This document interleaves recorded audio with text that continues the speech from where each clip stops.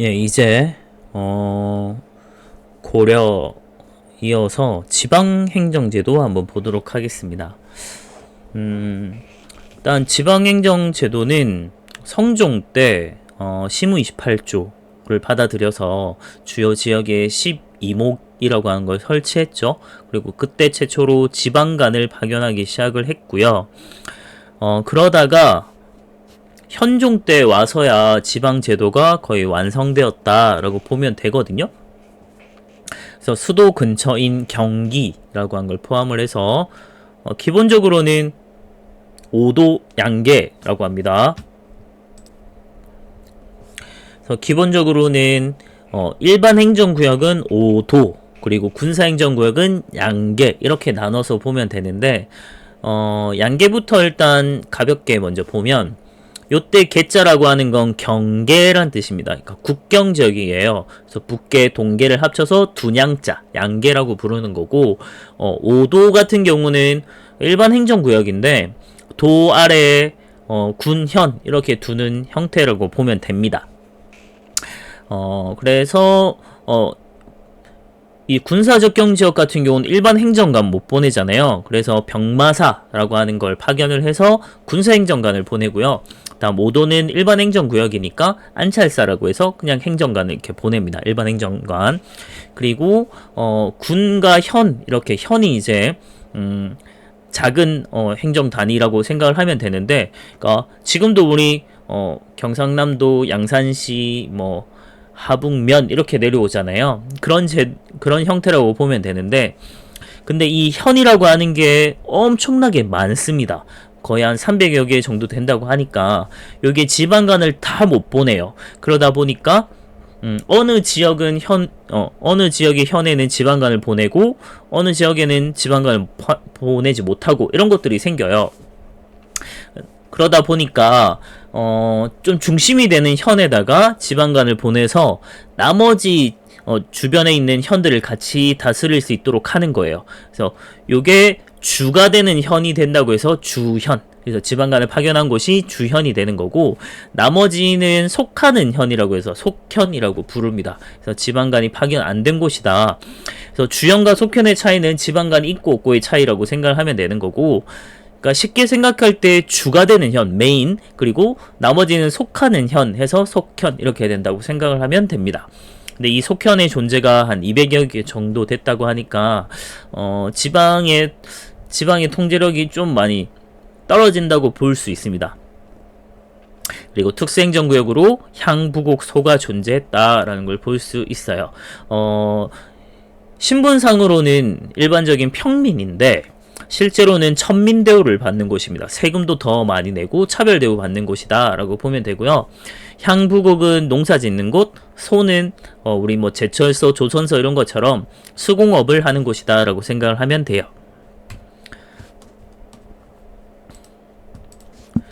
그러면 군사제도는 중앙군은 2군 6위, 그냥 요 군대 단위라고 생각하면 돼요. 다음 지방군은 주현군과 주진군으로 나뉜다. 그러니까 주현군은 5도에 해당되는 거고요. 다음에 양계 같은 경우는 군사 적경 지역이니까 직업군인이나 이런 사람들이 좀 필요로 해요. 그래서 이런 데는 주진군이라고 따로 편성을 합니다. 여기서 이 진이라고 하는 거, 진은 우리 무슨 방어진, 부산진에서 진이라고 하는 지명이 남아있는 데들은 군사 기구가 있던 곳이라고 보면 됩니다. 진이라고 한 건 군사 기구예요. 다음에 교육제도는 태조 때 개경, 서경에 학교를 설립을 했고요. 성종 때 국자감을 설치합니다. 요거 어떻게 외우면 되냐면, 제가 수업 때도 얘기했는데, 통신 때 국학을 만들어요. 그리고 발해 때 주자감을 만들죠. 그거 빵 합치면 됩니다. 그래서 국자감이 되는 거죠. 다음 박사제도, 경학박사, 의학박사 이런 것도 있었고, 다음 지방에도 향교라고 하는 걸 설립을 합니다. 그래서 지방에 양산에도 향교 있죠. 그래서 향교 같은 것들을 많이 설립을 했고요. 다음 관리 등용제도는 크게 보면 기본적으로 관리가 될 수 있는 방법은 과거제입니다. 근데 이거는 시험 쳐서 이제 과거를 봐야 되는 거고, 그러지 않고 약간 뭐 특권으로 주어지는 게 음서라는 게 있어요. 그래서 고려 때는 기본적으로 과거랑 음서를 통해서 관리가 등용 될 수 있는 제도가 있었다. 그 중에 이제 과거 같은 경우는 문과, 작과, 승과 이렇게 세 가지 종류로 나눠져 있는데, 여기서 우리가 특징적으로 봐야 되는 건 무과가 없다는 겁니다. 무과가 없어요. 그러니까 무과가 없다는 건 고려라고 하는 이 나라가 무신들에 대해서 좀 차별했다, 중요하게 생각하지 않았다라는 걸 볼 수 있는데, 요거는 송나라의 문치주의라고 하는 걸 고려가 좀 뺏겨온 형태다라고 보면 됩니다.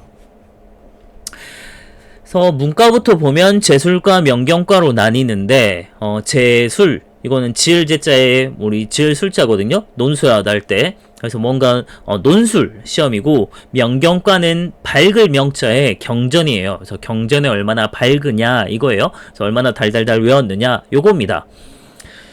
그래서 뭐 시험 칠 때 뭐 어디 어느 구절에 뭐 그거 한번 써봐라 라고 하면 한자도 틀리지 않고 막 다 적어내는 게 명경과예요. 다음에 지금으로서는 엄청난 고위 하이트 칼라직인데, 법률, 산술, 의학, 그러니까 뭐 판검사, 변호사, 뭐 의사 이런 것들이 요 당시에는 하위 관리입니다. 하위 기술관이에요. 기술관. 그걸 작과라고 불렀습니다. 너 작가 출신 이렇게 보는 거죠. 다음에 고려는 또 특징적으로 스님도 시험을 쳐요. 그걸 승과라고 합니다. 그래서 교종선, 선종선 이렇게 우리 교종, 선종 크게 종파가 나눠져 있잖아요. 그렇게 따로따로 뽑았다 정도 받으면 되고, 음서라고 하는 걸 꼭 받을 필요가 있는 게, 왕족이나 공신의 후손 아니면 5품 이상의 고관의 자손이면 시험 치지 않고 관료로 등용시켜 주는 겁니다. 일종의 특권인 거죠. 그래서 엄청난 특권인 거죠. 엄청난. 그래서 만약에 제가 5품 이상의 고관이 되면 제 자식은 무조건 그냥 시험 안 치고 관리로 들어올 수 있어요. 그러면서 얘가 또다시 5품 이상의 고관으로 오르게 되면 그 자식의 자식도 또 그냥 들어올 수 있고, 이런 식으로 계속 대물림이 가능하다는 거. 엄청난 특권인 거죠. 자, 그렇게 해서 탄생을 한 애들을 문벌 귀족이라고 합니다. 우리가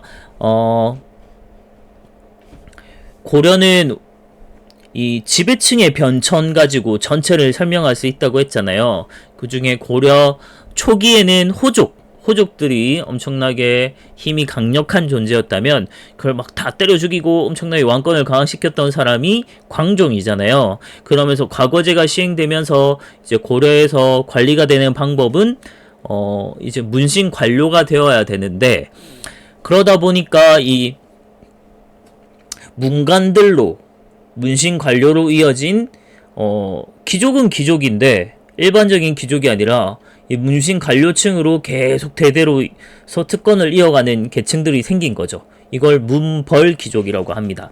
요때 벌이라고 하는 건 대대로 내려왔다, 대물림된다 이런 뜻이 있어요. 그래서 우리가 재벌이라고 할 때 그 벌입니다. 그래서 이 문벌 귀족들이 나타나게 되는데, 이 문벌 귀족들이 갖고 있는 특권들이 있어요. 앞서 얘기했던 음서라고 하는 거, 다음에 경제적으로도 보충해주는 게 있어요. 이제 공음전이라고 해서 5품 이상의 고관 자손들에게 토지를 주는 겁니다. 경제적으로 경제적인 기반을 주는 거죠. 그래서 음서랑 공음전에다가, 그리고 사회적으로도 지들끼리 결혼하거든요. 문벌귀족. 그리고 아니면 왕실하고 결혼을 한다든지 이런 식으로 해서 엄청나게 특권을 자기들만 이렇게 누리는 형태입니다. 그래서 그렇게 나타난 걸 문벌귀족이라고 하고요. 대표적인 문벌귀족 중에 하나가 이제 저희 집안 있었고, 그리고 여기 우리 교과서에 나오는 건 경원이씨 가문입니다. 요 집안이 아주 개족보를 만들어놔요. 근데 이게 어쩔 수 없는 게 고려시대 때는 다 좀 왕실이 근친혼입니다. 그런 이 개족보를 보여주는 게 특히나 너무 심해서 보여주는 거예요. 이 경원이씨 가문은 왕실 외척으로서 엄청나게 오랜 기간 동안 정권을 유지하게 되는데, 이게 이자연, 자기 아빠인 이자연 때부터 막 왕실에 그냥 장인이 되는 게 아니라 겹장인 되고 이런 것들을 계속 이어져요. 특히 이제 이자겸 때 오게 되면 16대 예종하고 자기 둘째 딸을 보내서 자식이 태어나거든요. 또 그 사람이 이제 인종이 돼요. 그러면 자기한텐 이제 외손자잖아요. 근데 여기에다가 또 자기 셋째 딸, 넷째 딸을 보내서 결혼을 시킵니다. 왕비로 만들어요. 그래서 이게 참 외할아버지이자 장인이 되는 거예요. 그래서 겹장인이 되는 이런 형태인데, 인종 입장에서는 자기 이모 하고 컸는데 이모들이랑 결혼을 하게 된 이런 경우입니다.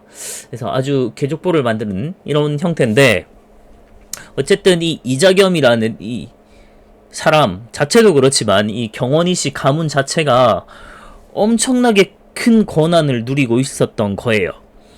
자, 그러다 보니까 이제 그래도 몬골 귀족들이 여러 가문들이 많았기 때문에 한 가문에 독점되지 않는다는 점에서 그래도 권력이 그래도 꽤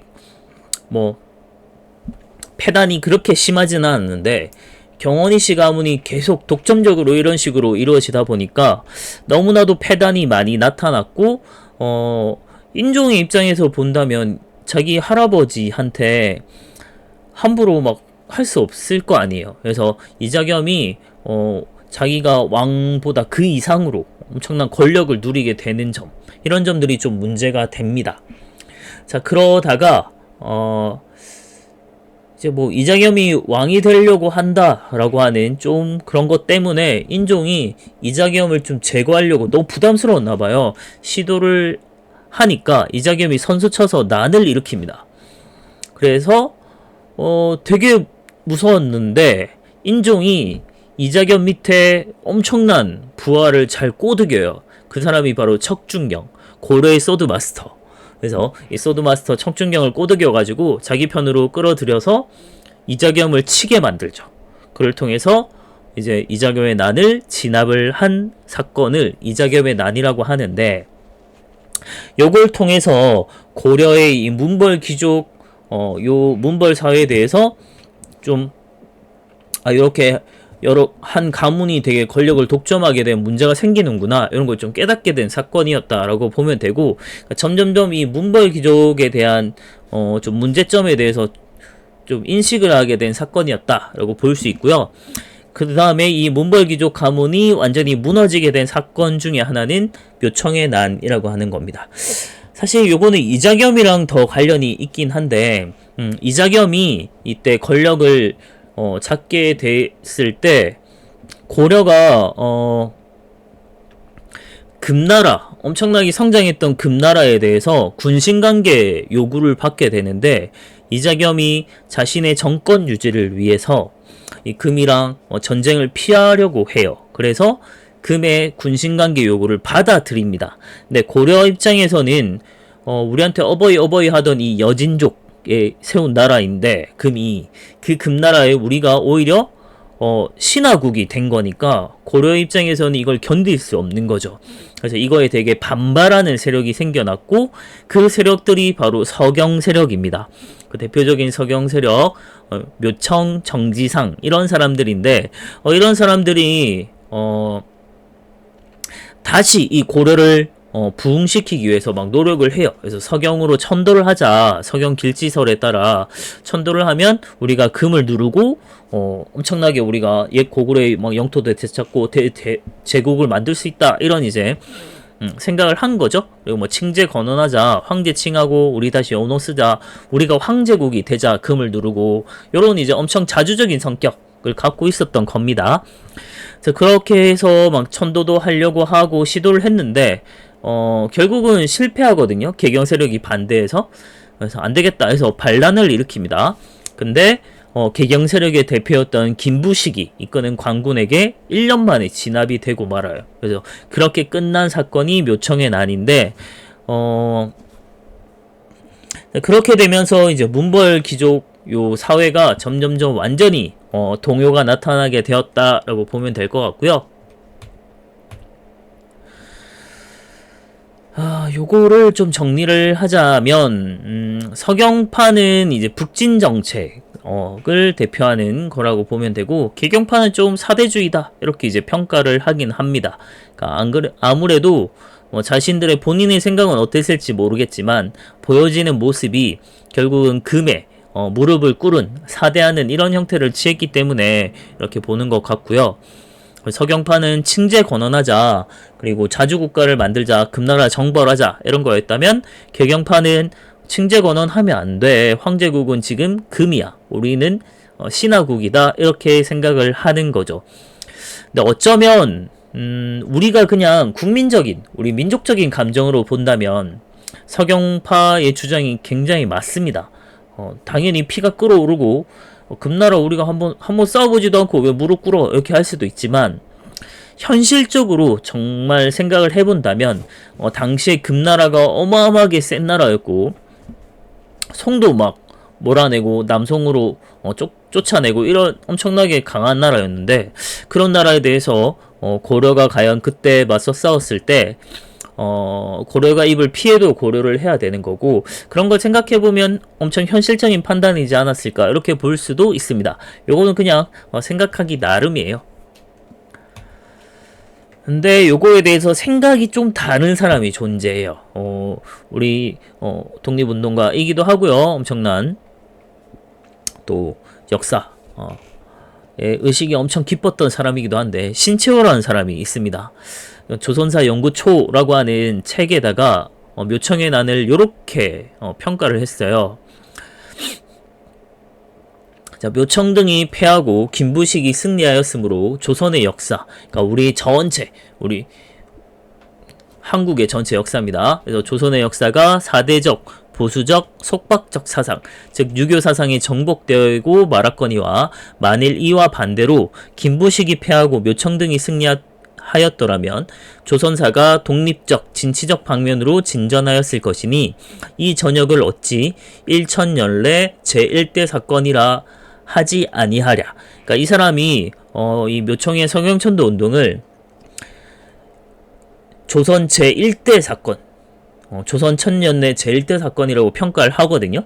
그만큼 엄청나게 중요한 사건으로 평가를 하는 이유는 요 묘청의 서경천도 운동이 실패하게 되면서 우리가 사대주의에 그대로 속박되면서 살아왔고, 그런 것들이 계속 영향이 이어지면서 우리가 결국 일제강점기를 거치지 않았냐, 일제강점기를 받지 않았냐, 이런 생각을 하게 된 겁니다.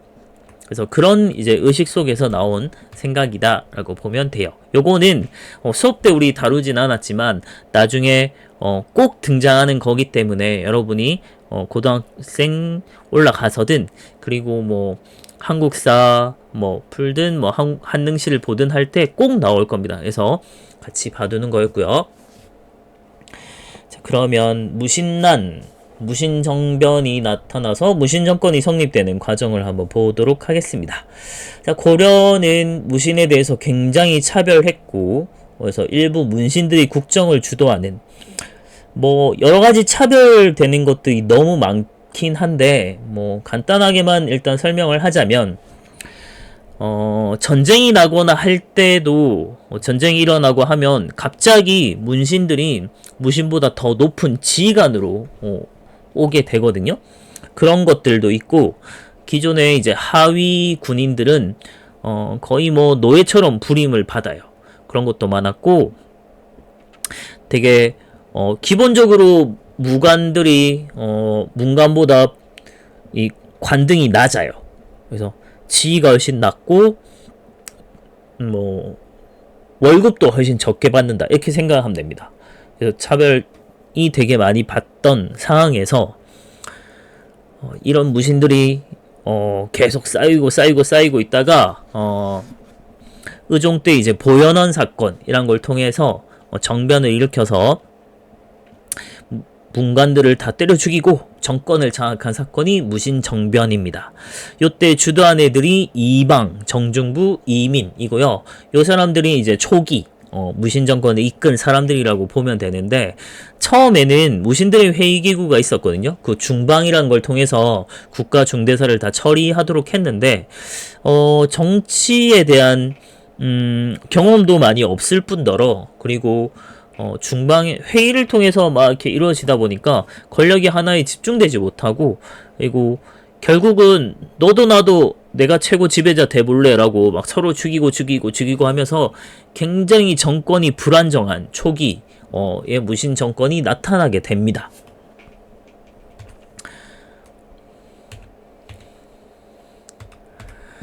자, 그러다가 최충원이라는 사람이 등장을 하면서 이 무신 정권기가 좀 초기 무신 정권기랑 그리고 최신 무신 집권기 이렇게 좀 나눠볼 수 있거든요. 그래서 최충원이 등장을 하면서 권력을 나누지 않겠다라고 그걸 보여주는 게, 교정도감이라고 국가 중요 정책을 결정하는 새로운 기구를 설치합니다. 그리고 스스로 여기에 장이 되어 교정별감이라고 하는 관직을 자기가 만들어가지고 자기가 최고 지배자가 됩니다. 자, 그리고 도방이라고 하는 걸 확대하는데, 뭐 물론 경대승 때 이미 도방이라고 하는 사병 집단, 그러니까 경호인들 단체를 만든 건데, 한 100명 정도로 처음에 경대승이 만들었어요. 근데 최충원 때는 100명으로 부족해 해서 1000명으로 늘려가지고 사병 집단을 만들었고요. 그리고 아들인 최후 때 되면 더 나아가서 이제는 정말 왕은 그냥 허수아비입니다. 왕은 아무것도 아니에요. 왕이 갖고 있는 가장 큰 권력 중에 하나는 인사권이거든요. 관리를 임명하는 거. 근데 그 관리 임사권 담당하는 기구를 따로 설치합니다. 근데 그걸 어디다 설치하냐? 자기 집에다가 설치해요. 그게 정방입니다. 그래서 정말 사실은 오만방자한 거죠. 미친 건데, 그런 걸 설치해서 정말 엄청난 권력을 보여주는 게 최후라고 보면 되겠고요. 그리고 요때 정권 보호를 위한 군사 기반, 군대를 하나 만듭니다. 그게 삼별초예요. 그래서 삼별초는 국가에서 만든 군대이지만 실제로는 최씨 정권기에 사병 노릇을 했다, 이렇게 생각을 하면 됩니다. 그래서 요거를 잘 봐야 돼요. 요 그림을. 요거 가지고 여러분들 나중에 시험에서 정말 잘 나옵니다. 그래서 이방, 정중부, 경대승, 이민, 최충원 이렇게 이어지고 최씨가 4대 60여 년간 이렇게 이루어지는데, 요걸 이제 최씨 정권기라고 하고, 그래서 요때 어떤 기구가 뭐 정치의 중심이 되었는지 이런 거 가지고 되게 시험에 잘 나오기 때문에 잘 받으면 좋고, 그리고 우리한테 좀 특이한 인물이 있잖아요. 이 이민이라고 한 존재.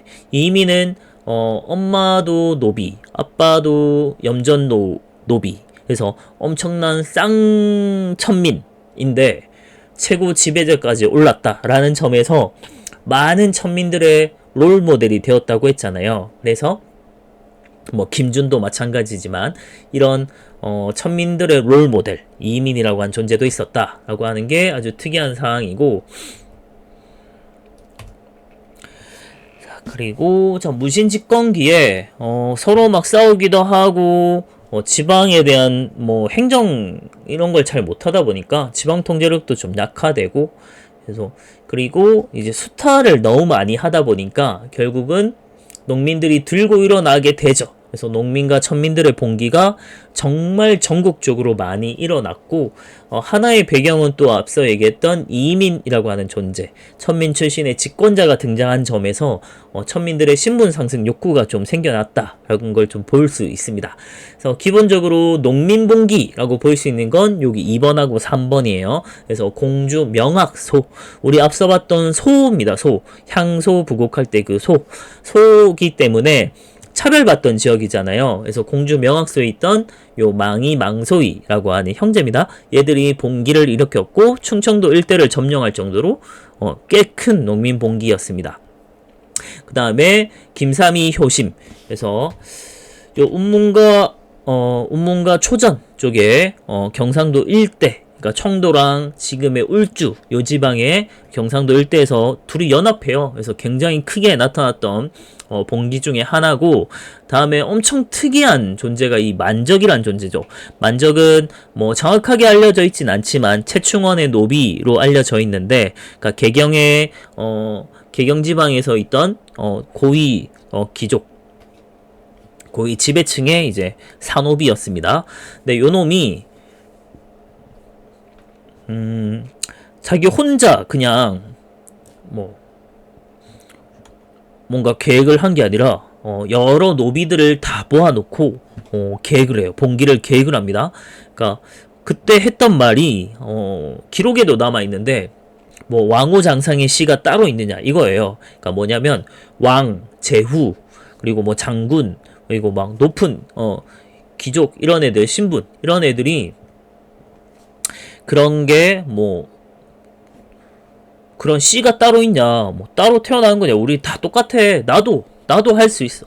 나도 왕할 수 있고, 나도 제후할 수 있고, 나도 다 할 수 있어. 누구나 할 수 있는 거다. 이런 얘기. 그래서 기존의 노비들하고는 다르죠. 이제 신분 상승에 대한 걸 이제 보여주는, 의식이 깨어져 있는 이런 성장한 걸 보여주는 신분 해방을 주장하는 이런 걸 하기 때문에 굉장히 특이한 사람이 만적이었다라고 볼 수 있고요. 다만 이거는 봉기 실제적으로는 미수입니다. 미수. 실제로는 봉기하진 못하고 미수에 그쳐요. 사전에 발각돼서 봉기를 하진 못합니다. 그리고 요거는 제가 수업 때 설명했지만 이민이라고 하는 사람이 요 의종이라고 하는 사람의 유배 보냈던 의종을 찾아가가지고 그 악력은 아니겠네요. 악력은 손으로 지는 거니까 이 팔의 힘으로, 두 팔로 꽉 사람을 안아가지고 허리를 꺾어 죽였다는 엄청난 괴력의 사나이 이민입니다. 일단 여기까지 하고 다음에 대외 관계를 한번 봐야겠습니다. 일단 여기까지 하겠습니다.